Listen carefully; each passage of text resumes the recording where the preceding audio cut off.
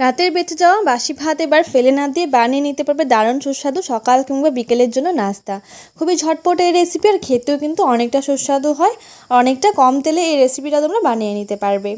তোমরা চাইলে তেল ছাড়াও এই রেসিপিটা বানিয়ে নিতে পারো। তো সবার প্রথমে আমি এখানে 1 বাটি বাসি ভাত নিয়ে নিয়েছি। তোমরা এটা গরম ভাত দিয়েও করতে পারো, কোনো ব্যাপার নয়। তো ভাতগুলোকে একটা মিক্সার জারে দিয়ে অল্প জল দিয়ে ভালো করে পেস্ট করে নিতে হবে।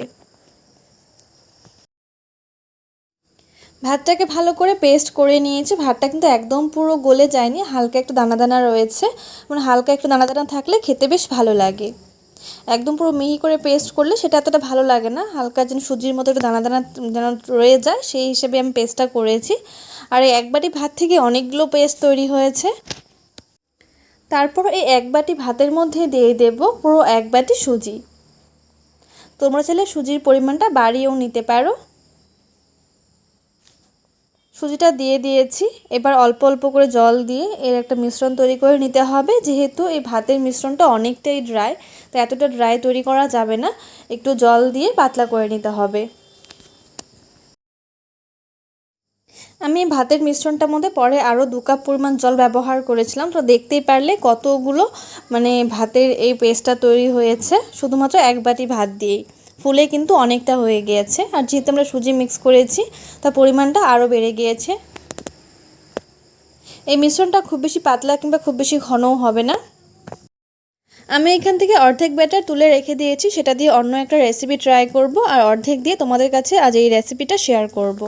তো এবার এর মধ্যে দিয়ে দেব স্বাদ অনুযায়ী নুন, দিয়ে দেব প্রায় 1 টেবিল চামচ মতো চিনি। চিনিটা অবশ্যই ব্যবহার করবে, তাহলে খেতে বেশ ভালো লাগবে, হালকা একটু মিষ্টি মিষ্টি। তারপর এর মধ্যে দিয়ে দেব প্রায় 1 টেবিল চামচ মতো গোটা জিরে। তোমরা এখানে গোটা জিরের পরিবর্তে সাদা তিল কিংবা কালো তিলও ব্যবহার করতে পারো, বা কিংবা চিলি ফ্লেক্সও ব্যবহার করতে পারো, কিন্তু গোটা জিরের ফ্লেভারটাও খেতে বেশ ভালো লাগে। এবার এই সব উপকরণগুলোকে ভালোভাবে মিশিয়ে নিতে হবে।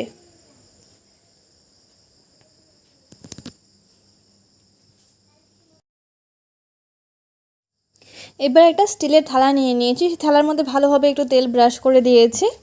তেলটা ভালোভাবে ব্রাশ করে নেওয়ার পর আমরা যে ভাতের মিশ্রণটা তৈরি করে রেখেছিলাম সেটা এর মধ্যে দিয়ে দেব। সমস্ত মিশ্রণটা এর মধ্যে দিয়ে দিয়েছি, দিয়ে একটু ভালো করে ড্যাব ড্যাব করে দেবো, যাতে ভেতরে কোনো হাওয়া থেকে না যায়। তারপর অন্যদিকে একটি প্যানের মধ্যে সামান্য একটু জল গরম হওয়ার জন্য বসিয়ে দিচ্ছি। সেই প্যানের ওপরে এই থালাটা বসিয়ে দেবো ভালো করে। থালাটাকে বসিয়ে এবার ওপরে একটা ঢাকা দিয়ে হতে দেবো প্রায় 10 মিনিট মতো। 10 মিনিটের মধ্যে কিন্তু এটা একদম পুরোপুরি হয়ে যাবে।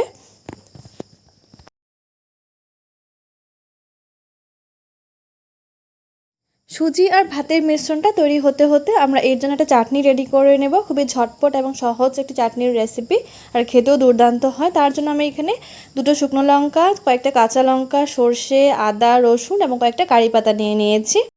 তারপর ওইসব উপকরণগুলো ভালোভাবে একটা পেস্ট তৈরি করে নিয়েছি। পেস্টটা তৈরি করে নেওয়ার পর একটি হাতার মধ্যে আমি সামান্য একটু সর্ষের তেল আর শুকনো লঙ্কা ফোড়ন দিয়ে সেই গরম তেলটা চাটনির উপরে দিয়ে দিয়েছি।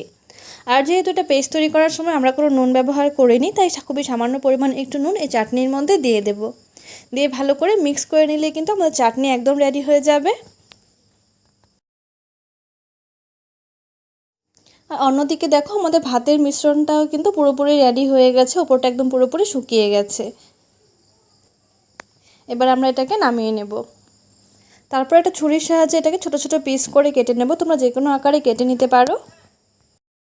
আমার এই ভাতের মিশ্রণটার মধ্যে সুজির পরিমাণটা একটু কম হয়েছিল বোধহয়, তাই এটা অনেকটাই সফট হয়েছে। তোমরা যদি একটু স্পঞ্জি খেতে চাও সেক্ষেত্রে সুজির পরিমাণটা একটু বাড়িয়ে নিতে পারো, সেক্ষেত্রে এটা অনেকটাই স্পঞ্জি হবে।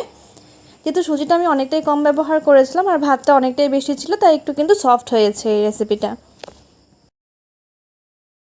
তারপর অন্যদিকে আমি এখানে 1 টেবিল চামচ মতো সর্ষের তেল ভালোভাবে গরম হওয়ার জন্য একটি প্যানের মধ্যে বসিয়ে দিয়েছি।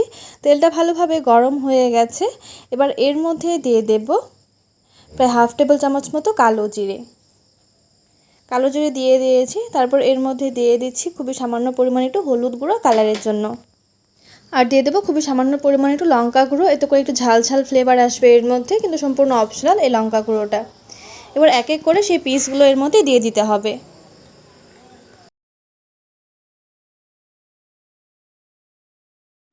পিসগুলো দিয়ে দু পিঠে বেশ ভালো করে ভেজে নিয়েছি। আর এটা কিন্তু অনেকটাই সফট হয়েছে, যেহেতু ভাতের পরিমাণটা অনেকটাই বেশি ছিল। তোমরা চাইলে এতটা সফট খেতে যদি পছন্দ না করো, সেক্ষেত্রে সুজির পরিমাণটা বাড়িয়ে নিতে পারবে। এবার এক এক করে এই পিসগুলোকে উঠিয়ে নেব। এভাবে করে আমি সবগুলো পিসে ভালো করে ভেজে নিয়েছি। কিছু আমি তেল ছাড়া তৈরি করছি, যেগুলো একটু রাউন্ড শেপে তৈরি করেছি, তোমরা দেখতেই পারছো। আর যেগুলো স্কোয়ার করেছি সেগুলোকে তেল দিয়ে হালকা একটু ফ্রাই করে নিয়েছি। দুটোই খেতে অসাধারণ লাগে। তো তোমাদের এই রেসিপিটি কেমন লাগলো অবশ্যই আমাকে কমেন্টস করে জানিও। ভালো লাগলে চ্যানেলটিকে সাবস্ক্রাইব করে দিও।